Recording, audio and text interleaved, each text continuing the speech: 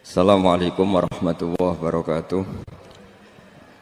Bismillahirrahmanirrahim. Nahmaduka ya ghafuru ya syakuru. Masalli wa sallim barik ala sayyidina maulana Muhammadin wa ala alihi wa sahbihi asma'in nama ba'du. Ketika Fatihah itu sebegitu keramatnya, sebegitu topnya, itu setan rapat, singkat cerita itu yang tadi dipimpin oleh iblis yang sedang terkapar apa? Terus tali obatnya enggak ada, cuma dia shock karena ada surat yang turun yang melafatkan itu pasti selamat dari apa? Neraka. Nah ini gimana saran Anda? Sarannya adalah bikin orang-orang itu lupa, tidak baca Fatihah.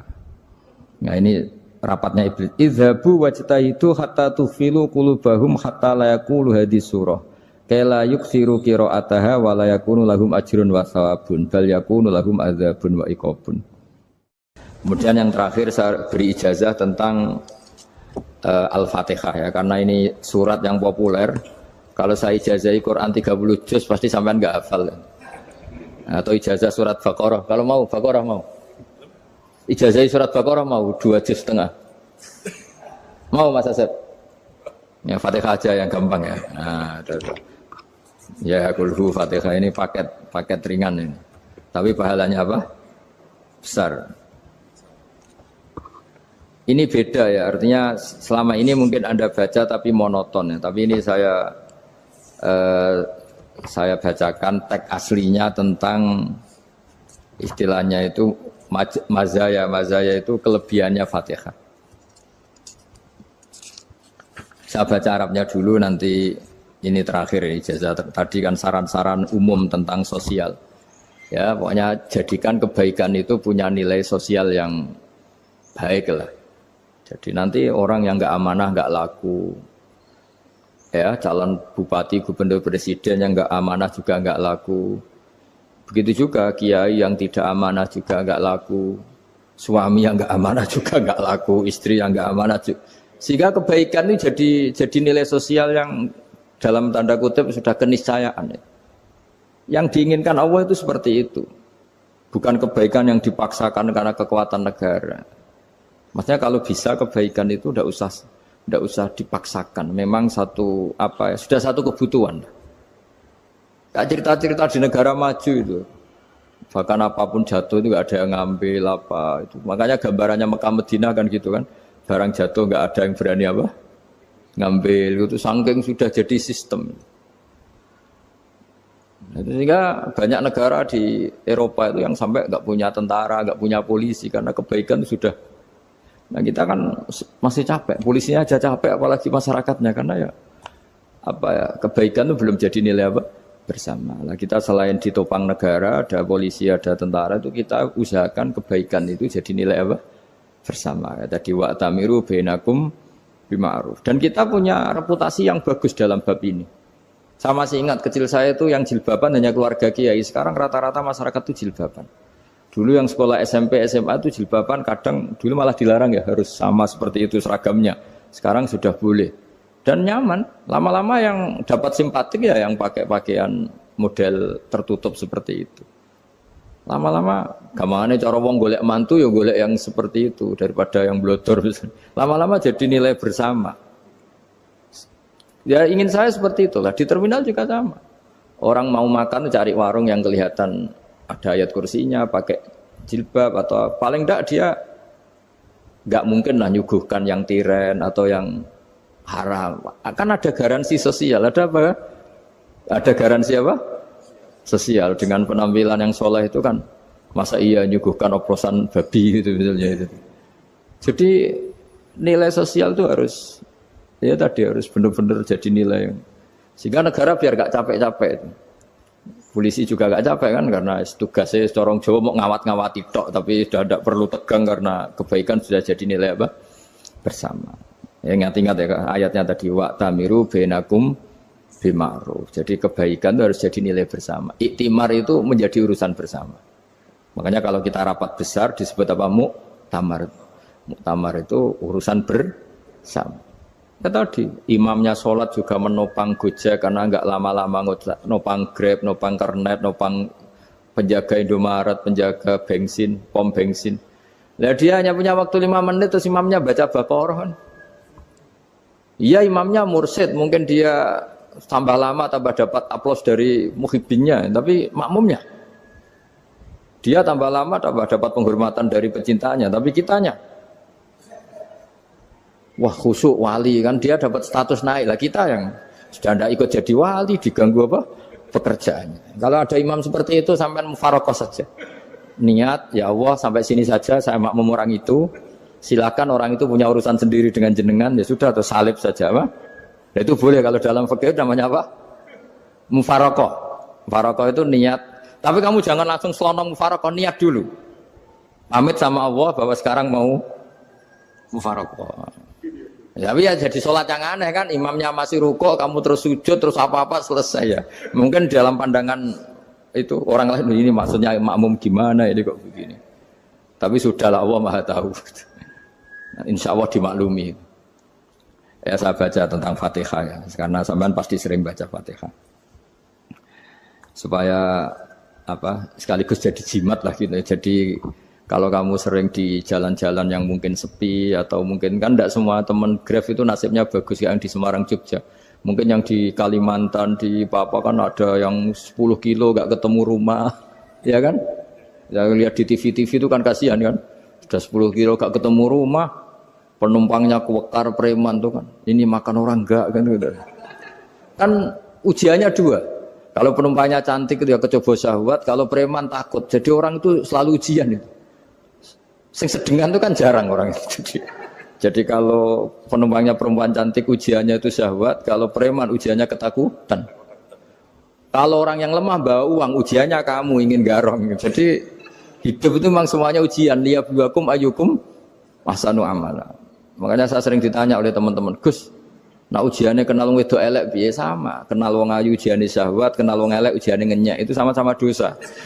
Syahwat ya dosa, ngenyek juga dosa. Wah elek keriting untune metu ya dosa ngomong gitu. Kadang-kadang orang berpikir enak kancanan wong elek gak dosa. Kata siapa kancanan wong elek itu ya dosa karena bawaannya ngenyek. Ngenyek itu menyepelekan itu. Makanya saya itu ya nggak mau berteman sampean. Nanti kan bawaannya ngenyek atau seneng ya tidak tahu. Ya sudah ada takdir saja kalau ketemu ya tak ulang ngaji gitu. Tapi ini ngaji terakhir, setelah ini ngaji biasa aja, tidak usah resmi gini. Ngaji kok resmi aneh. Pokoknya nanti suatu saat kalau pandemi sudah berlalu saya akan ngaji Rebona, lalu ini ngaji. Ini ngaji yang kurang bagus karena ngatur kiai kurang berkah ini. Nanti tapi ya lumayan lah masih mau ngaji. Ngaji kok tanggal ini jam ini. Sekarang suatu saat kamu tak panggil, Mas Wahyu datang ke sini jam ini, tidak mesti bisa. Mungkin pas ada acara apa, oh, maaf ke sini pas ngecek, pas apa. Gitu. Jadi ya sudah, tapi tak maafkan, enggak apa-apa. Takdir, ya. Tak bacakan, supaya sampean tahu keramatnya Bismillah. Nah sebelum saya bacakan Bismillah Fatihah, tak beritahu tentang ilmu tafsirnya, karena ini penting sekali. Fatihah itu dawuhnya Allah, tentu itu dawuhnya Allah. Saya ulang lagi, itu kalamullah. Tapi yang sudah diberikan kesampaian ke kita semua. Sehingga seakan-akan itu menjadi dawuhnya kita ke Allah. Jangan salah loh ya, Fatihah itu dawuh Allah, tapi sudah diberikan ke kita. Sehingga posisi kita itu yang punya itu. Nah kenapa ini perlu dijelaskan? Karena nanti ada kalimat iyyaka na'budu wa iyyaka nasta'in. Kalau itu masih kalam Allah, berarti Allah ngomong ke kamu, ngendikan ke kamu, kepadamu aku menyembah. Masa Allah menyembah kamu?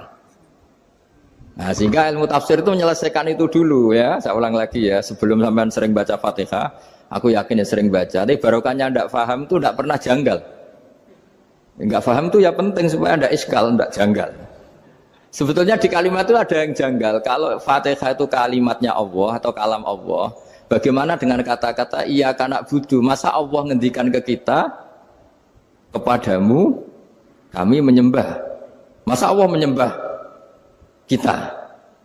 Maka penyelesaiannya secara ilmu tafsir gimana? Semua ulama mengatakan, bukan satu dua, semuanya mengatakan di Fatihah itu semuanya diberi kawalan kalimat. Saya ulang lagi ya, di Fatihah itu semuanya diberi awalan kalimat qulu, katakan wahai hambaku begini. Ya, katakan wahai hambaku begini. Nah, begini ini pelajaran dari Allah yang sudah diberikan ke kita. Terus kita mengatakan bismillahirrahmanirrahim, alhamdulillahirabbil, termasuk kita mengatakan iyyaka na'budu wa iyyaka nasta'in. Jangan bayangkan Allah ngendikan ke kita. Kalau Allah ngendikan kita berarti gini, hei wahyu ihdinas siratal mustaqim, tunjukkan saya jalan yang benar. Nah nanti kamu terus, ya Allah, Anda aja minta tolong saya minta tolong siapa kan? Jadi panjang kan? Ya, saya ulang lagi ya. Jadi itu di Ulumul Quran diterangkan gimana? Sebelum baca Fatihah, ya. Fatihah itu kalamullah, ngendikane Allah, tapi yang sudah diajarkan ke kita dan sudah milik kita. Sehingga kalimat itu menjadi milik kita. Tapi ya kalamullah, tetap kalamullah, tapi sudah menjadi milik kita. Sudah paham ya? Ya pinter nah. Ya, karena kalau tanpa penjelasan seperti ini, Anda akan iskal. Bagaimana Allah, iskal itu janggal, bagaimana Allah mengatakan iya karena butuh. Kan jadi aneh ya? Ya, jadi tak jelaskan secara ilmiah ya. Jadi kata ulama-ulama tafsir, ayat-ayat Quran seperti ini sebetulnya dimulai dari qulu, apa? Meskipun enggak dilafatkan. Itu kan sama dengan qul huwallahu ahad Muhammad. Katakan kalau Tuhan itu satu. Ya namanya Quran itu kan kalam Allah, membina nabinya, membina umatnya. Makanya dikatakan atau enggak, di sini tersembunyi kata qulu, katakan. Ya. Jadi ya ibarat apa itu? Kamu ngajari anak kamu lah. Le, panggil jenengan bapak kula. Itu maksudnya anak itu, kalimat itu kalimat kamu, tapi kamu ajarkan ke anak kamu. Terus anak kamu bilang, Pak jenengan bapak kulo. Nah, ketika kamu mengatakan jenengan, bukan kamu mengatakan jenengan anakku, berarti anakmu itu bapakmu, kan lucu kan? Anak kamu ajari jenengan bapak kulo. Kamu, engkau, bapak saya. Terus anak kamu mengulang, jenengan atau kamu bapak saya. Berarti itu kalimat yang kamu ajarkan, tapi sekarang sudah milik anak kamu. Kalau itu kalimat kamu kan lucu, masa anak kamu bilang bapak.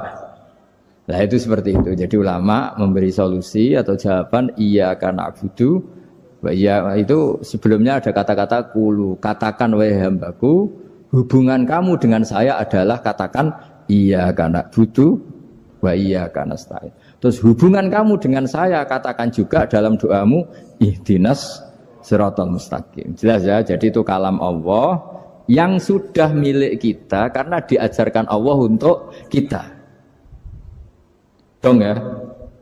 Ya sudah dong ya, gak jelas ya. Tapi bagus, gak jelas itu bagus. Kalau kamu jelas gak jadi digrab, jadi gubernur. Min azimi fadliha kasratu asma'iha wa fadail ukhra. Ini cerita dramatisnya surat Al-Fatihah. Qala Abu Hurairah radhiyallahu anhu inna iblisa ranna khina unsitat al-Fatihah.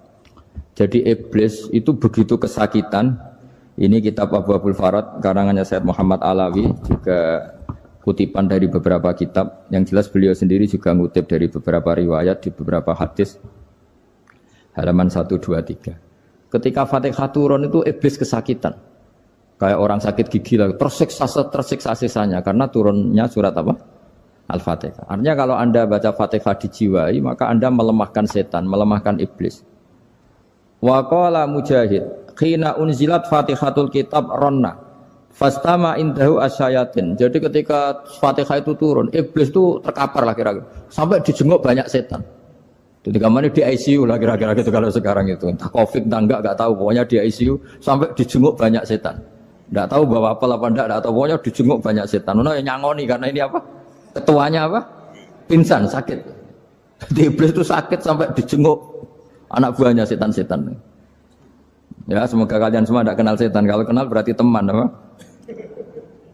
Wa qalu misla dzalik. Wa qala lahum laisa mimma taquluna syai'un walakin unzilat suratun laisa ajru qailiya illa an harrama alaihi nar jahannam.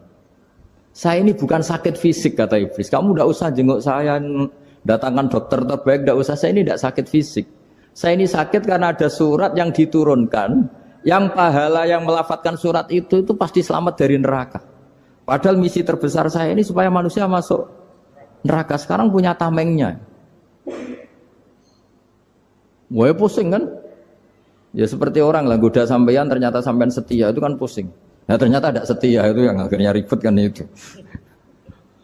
Jadi iblis itu cita-cita terbesarnya kan semua orang itu masuk neraka. Nah sekarang turun satu surat yang gara-gara surat itu siapapun yang baca dijamin selamat dari neraka. Jadi walakin unzilat suratun laisa ajru qailiha illa an harramallahu alaihi nar jahannam. Karena jadi dia shock lah itu kalau orang di Jawa itu bilang shock. Aduh sial nasib saya ini umat nggak bisa saya goda lagi karena punya tamengnya tadi punya. Qadba tolakai dukum wa makrukum. Rekayasa kalian sekarang itu tidak ada gunanya semua. Nah, ini alhamdulillah di Indonesia kelihatan kan banyak yang miskin, banyak yang susah. Tapi selagi mereka masih sholat, itu keinginan mencari halal itu masih tinggi. Kayak apa kita di tengah kota, jauh dari anak istri, jauh dari tetangga. Biasanya kalau orang jauh dari anak istri, tetangga kan sakar PDW. Tapi yang soleh masih banyak, sudah jauh dari keluarga tetap lurus. Loh, kalau yang dekat lurus kan wajar, konangan wong akeh kan. Ini sudah jauh masih lurus. Nah ini nggak lepas dari barokahnya surat apa? Surat Fatihah tadi. Jadi karena ada surat yang menjamin pelafalnya atau qailiha terbebas dari api neraka. Wa qalat as-sayatinu lahu is ayyusai'in ta'muruna ya maulana. Faqala lahum idhabu wajtahidu hatta tukhfilu qulubahum hatta la yaqulu hadhihi surah. Lalu kita gimana? Jari para setan gitu. Lalu kita gimana? Terus kata iblis, sudah bikin mereka lupa sehingga tidak baca lagi. Selagi masih baca kita pasti keok. Jadi kalau sampean sudah jarang baca Fatihah itu berarti sudah bagian dari kemenangan apa? Iblis. Jadi kalau sampean sudah jarang baca Fatihah itu berarti bagian dari kekalahan Anda, kemenangan iblis. Masih sering baca? Berapa kali? 5 kali sholat. Terus apa lagi? Kalau ngajarin itu juga Kok 5 kali tok itu? Berarti pas sholat fardu tok itu? Enggak 5 kali itu mendingan itu 17. Kamu itu ngitungnya jangan 5 ini. 5 waktu itu berarti lumayan kan? Berapa? 17 ya? Ya. 17 ya? Ya. 17, tapi kalau makmum tuh sering separuh kan, apalagi makmum tarawih. Ya kan? Makmum tarawih itu bacanya Fatihah ada yang sempurna enggak ya? Ya enggak lah. Baru alhamdulillahirabbil alamin ruko ikut ruko ini gitu. Makmum kan yang tarawih teman. Kalau tarawih jarang sempurna ya. Fatihahnya itu. Kan imam sudah ruko. Kamu bacanya Fatihah sampai mana? Baru setengah ya. Ya paling pas tarawih aja kan enggak sempurna ya. Apalagi kalau imamnya sing kilat tuh waduh malah. Nah, ketika Fatihah itu sebegitu keramatnya, sebegitu topnya, itu setan rapat singkat cerita itu yang tadi dipimpin oleh iblis yang sedang terkapar apa? Terus tali obatnya enggak ada, cuma dia shock karena ada surat yang turun yang melafatkan itu pasti selamat dari apa? Neraka. Nah ini gimana saran Anda? Terus sarannya adalah bikin orang-orang itu lupa, tidak baca Fatihah. Nah ini rapatnya iblis. Idhabu wajtahidu hatta tufilu qulubahum hatta la yaqulu hadhihi surah. Kala yuksiru qira'ataha wa la yakunu lahum ajrun wa thawabun bal yakunu lahum adzabun wa iqabun.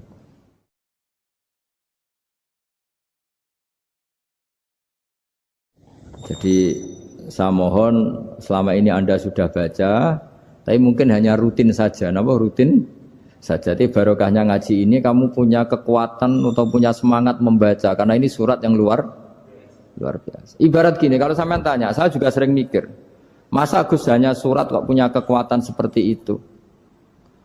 Di dunia ini kata Allah, mulai Nabi Adam sampai kiamat, nggak ada yang bisa menandingi kekuatan kalimah. Kalimah itu kata-kata, nggak ada yang bisa menandingi kata-kata. Misalnya Anda nge-grab, berangkat istri cuek, berangkat cuek. Itu beda dengan ketika meskipun satu kalimat. Wes Pak, muga-muga dilindungi pangeran, mugi-mugi jenengan selamat. Itu menjadi teduh dan semangatnya luar biasa karena kayak mendapat support. Jadi kira-kira kalimat itu hubungannya kita dengan Allah Fatihah itu seperti itu. Kamu melafadzkan satu kata-kata yang dibenarkan langit bumi, dibenarkan aras, dibenarkan malaikat, dibenarkan semua penghuni di dunia ini. Sehingga itu efeknya luar biasa. Itu seperti gini ya, kamu cerai sama istri, terus nikah lagi katut babon. 10 tahun anak kamu dididik, ibunya benci kamu. Dan memang Anda layak dibenci. Dididik. Dan sampai nggak pernah manggil kamu Pak. Suatu saat, kamu tentu rindu kan, ingin dipanggil bapak oleh anak kamu. Suatu saat anak ini manggil kamu Pak E. Wah itu senengnya bukan main. Hanya sebuah kata-kata. Makanya kadang-kadang orang itu tanya sama kiai, ijazah lafadz ini gunanya apa sih? Itu ijazah-ijazah itu untaian kata-kata. Yang kata-kata ini dibenarkan langit dan bumi dan aras dan para malaikat. Sehingga efeknya itu luar. Nah ibarat seperti itulah, kamu melafadzkan Fatihah itu melafadzkan kata-kata yang dibenarkan Allah dan Rasul dan semua malaikat, semua penghuni langit. Maka ini efeknya pasti luar.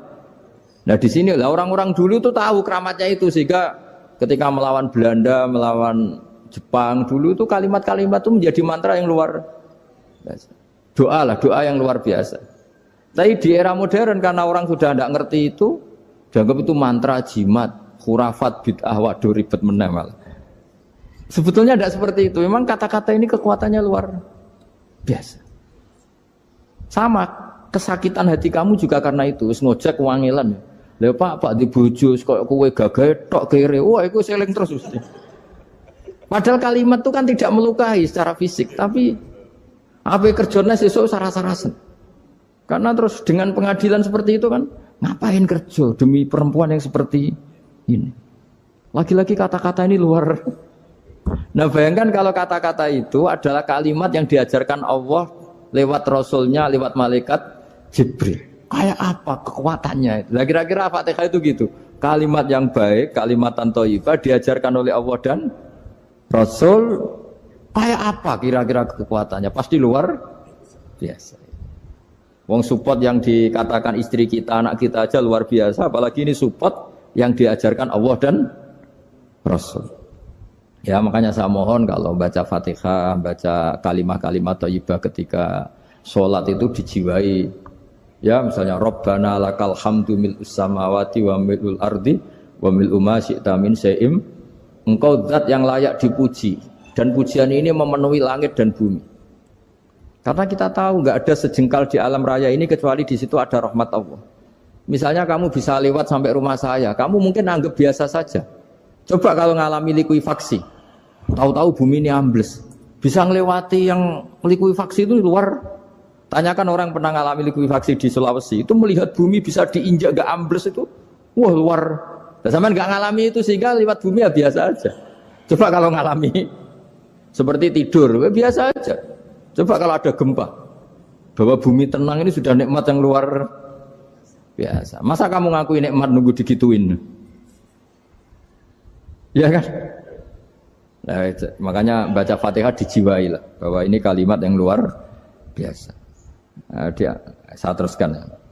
Warwa Muslimun fi sahihihi an Ibnu Abbas radhiyallahu anhuma annahu qala bainama Jibril alaihi salam qaidun dan Nabi itsami anaqidan min fawqi farafa'a ra'sahu faqala hadza babun minas sama futihal yawma lam yuftaqadhu ilal yaum fanazala minhu malakun faqala hadza malakun nazza ilal ardi walam yanzil qattu illal yauma fasallim waqal absyir binuraini qad uti tahuma lam yu'tahuma nabiyyun qablak Fatihatul kitab wa khawatimu suratil baqarah.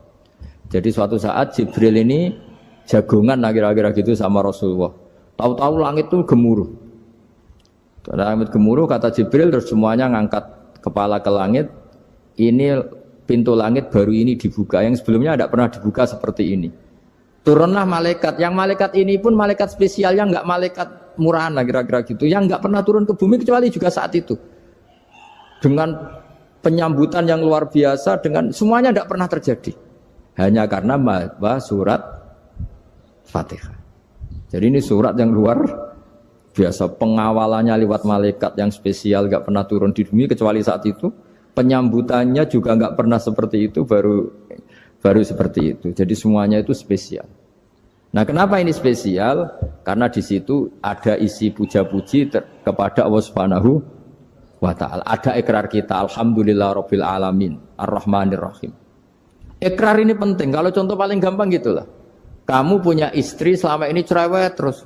Suatu saat ngomong, "Pak, tak angen-angen ra ono wong lanang koyo sampeyan." Wah, itu langsung tidak ada lelaki sebaik engkau. Itu sama senengnya, masya Allah. Karena ada ikrar dari seorang istri ke kamu. Nah, bayangkan kalau ikrar kita sebagai hamba diakui oleh Allah Subhanahu, maka ikrar ini akan dicatat sebagai kebaikan kita yang kita panen nanti di akhirat. Karena ada ikrar.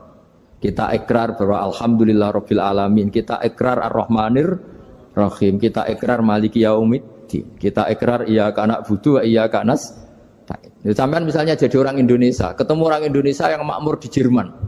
Terus lupa Indonesia. Kamu orang Indonesia, enggak, saya orang Indonesia. Mangkel gak kira-kira? Mangkel. Karena salah ikrar kan gitu. Ya, jadi saya mohon jangan anggap kalimat itu hal yang biasa, tapi luar biasa. Nggih, ngoten mawon. Assalamualaikum warahmatullahi wabarakatuh.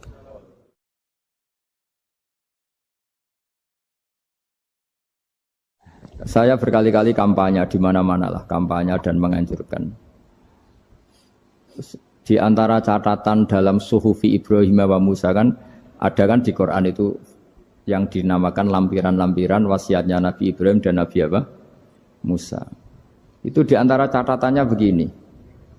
Orang yang punya akal itu adalah orang yang bisa menikmati sesuatu yang baik. Misalnya gini, contoh gampang gini. Kamu punya anak pertama atau punya anak yang masih kecil. Itu gendong tuh senangnya bukan main. Melihat anak sehat tuh senangnya bukan main. Mungkin saat itu banyak orang yang sedang maksiat dengan perempuan nakal atau dengan teman-teman nakalnya. Yang nganggap seperti itu tidak nikmat. Tapi andaikan ini ditimbang ya ditimbang. Yang maksiat tulan, misalnya paling ukuran bahagianya itu 70%.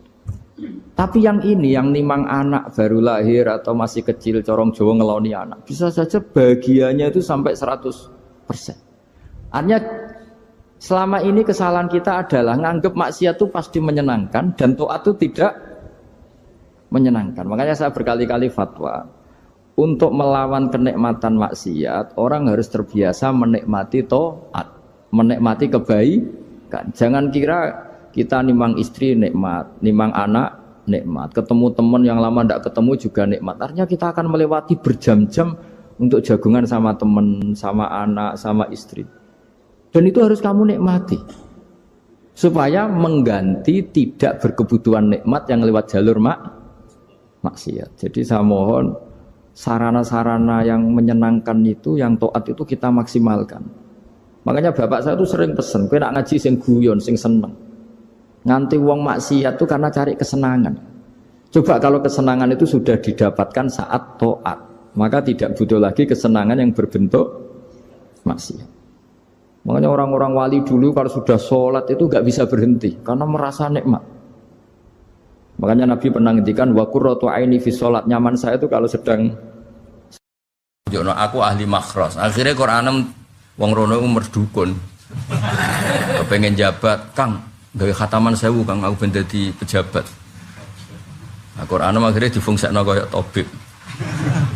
Sing jelas ahli Quran spesialis makhraj. Terus dalam kurung ikhlas sekali. Sing ngaji seneng, wis entuk ilmu gak kepikiran salam tempel. Barang ikhlas jebule bojone do minggat mergo ora entuk apa-apa. Wis disebut wal mukhlisun ala khotorin azim.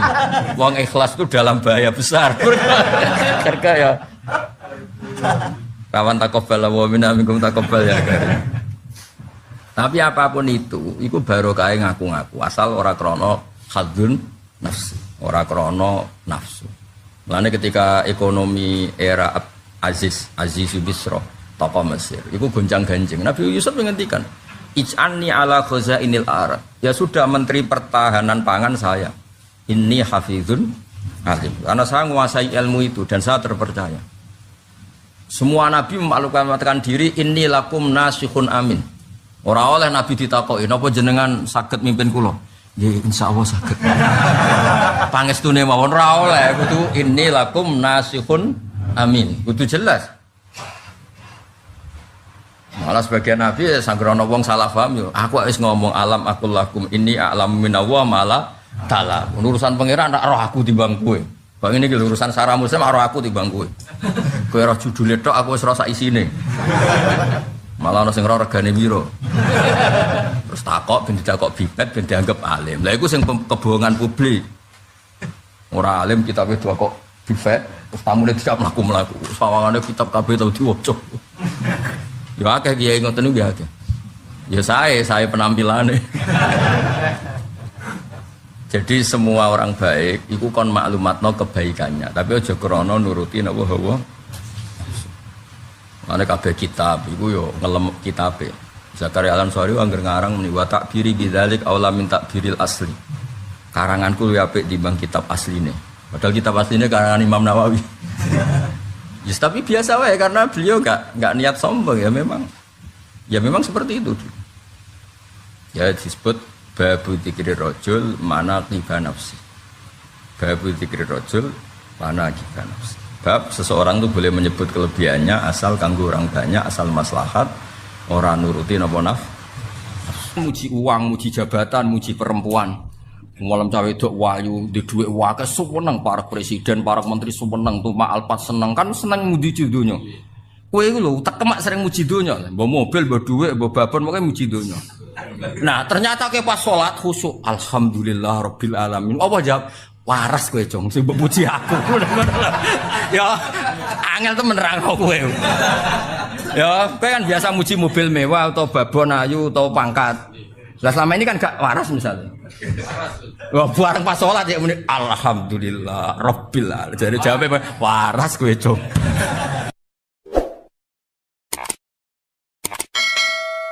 Wa hadatsana Ishaq bin Ibrahim Abdul Muhammad qala akhbarana Abdur Razzaq akhbarana Ma'mar an Zuhri bi hadzal isnad mislahu wa zata fasaidan mongko sak mendhuwur.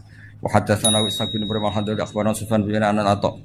Lah niki sangu nggih pasanan nggih. Sabalen niki sangu nggih napa? Pasanan kersane sampean nak maca Fatihah dijiwai. Dijiwai anut panduane Rasulullah sallallahu alaihi wasallam. Man disapane wong salat sapa man salatan kelan salat. Lam yakra kang ora maca sapa man fiha ing dalam salat bi umil Quran.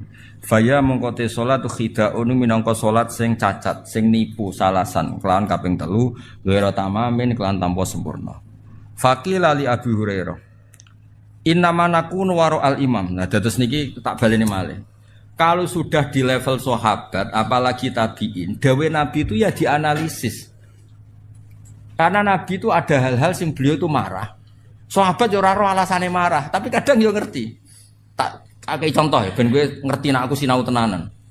Kulo nganti tuwa iki jek sinau, ora koyo kowe wis ra pinter ra sinau. Didol agama wah repot. Yo kok payu saking jembare rahmate pengen. Dungo ra mandi lho, gayane iku yo mandi. Mbok koyo rodok nangis apa yo larang regane akhire wong ketoke dijiwai yo. Nabi itu pernah sholat, ini nyata ya, Nabi pernah sholat. Kemudian di belakangnya itu baca Quran, makmum di belakangnya. Nabi itu duka, mali unazaul Quran. Aku kok mbok saingi ketika maca Quran. Kemudian ini melahirkan satu tafsir. Kalau sholat jahriyah karena imam baca banter, maka makmumnya itu tidak boleh baca sama sekali. Alasannya apa? Khitabuh lil mustami' al istima' dunal qiraah. Tabalene khitabuh lil mustami' adalah al istima' dunal qiraah, yaitu Allah bikin aturan wa idza quri'al qur'anu fastami'u la, sehingga ketika imam baca dan kamu dengar khitab al mutawajjah ilaika adalah istima', bukannya ini imam. Nah, makanya ketika ada sahabat yang cerita, pokoknya nak sholat kudu maca Quran, maca Fatihah, pokoknya nak sholat kudu maca Fatihah. Abu Hurairah yo dibantah ketika ge aturan itu dibantah. Innama nakun waro al imam. Lho jenengan sepundi kok ngengken kula maca Fatihah, wong kula nu di belakang imam. Maksudnya harusnya saya itu hanya kena khitab mendengar, tidak perlu membaca. Ya tak baleni ae. Potongane kok ngowah-ngowah. Maksudnya Wes ta engko iki nek kowe dadi pondok mbok ulangno terus kok wong pinter wis ta barokah ngaji nek kene kok terangno kok ben gayane koyo wong apa? Pinter. Wes tak ikhlasno wis mbok aku kowe ora usah muni dawuh Gus Bak pepek dhewe pokoke. Pokoke seakan-akan kowe pinter mandiri, laduni lah pokoke. Wes kena kiai ikhlas iku penak wis ngadeg dhewe pepek dhewe nak mugo pidato sangu pepekan iku. Lumayan mau timbang mau sing ngaji ning menara malah untuk jatah bareng mau sing. Saya ulang lagi ya. Era tabi'in wis ana sing bantah. Abu Hurairah ngongkon wong, kamu kalau sholat harus baca Fatihah, dibantah. Lho saya ini di belakang imam. Di belakang imam wis anut imam wae, apalagi imamnya baca jelas. Kalau baca jelas kitab kita ini mustame', istima, bukan membaca. Makanya ini bantah faqila li Abi Hurairah. Innama nakun warul faqila li Abi Hurairah. Abu Hurairah diusuli, Abu Hurairah sing ngendikan diusuli. Loh innama nakun warul imam kita ini kan hanya belakang imam. Faqala iqra biha fi nafsik. Nak ke belakang imam ya tetep maca tapi aja banter-banter mari saingan tapi aja terus ra maca. Cara wong Jawa orang ngene. Kowe ya maca tapi tapi aja terus ra maca. Oh, tapi intinya Abu Hurairah ya dibantah ngono. Lah nek kena dadi kiai dibantah tenang Abu Hurairah sesuatu dibantah gitu mau kiai mau di. Soale kowe milih si paslon apa? Kula niki niku ya wis karep-karepmu ngono bareng dunya ribet to. Fa ini sami itu Rasulullah sallallahu alaihi wasallam yaqul qala Allah taala niki sing kula nyangoni jenengan Ramadan iki jiwai tenan. Qala dawuh sapa Allah taala qasamtu bagi ingsun as-sholata ing salat baini wa baina abdi. Baini antarané ingsun wa baina abdi antarané kawula ingsun niseni kelan rong bagian. Wali abdi lan iku tetep keduwe manfaat maksudnya. Manfaat ketika kawula ingsun malti apa wae saala kang njaluk sapa abdi. Fa idza qala al-abdu alhamdulillah rabbil alamin. Qala Allah taala hamidani abdi.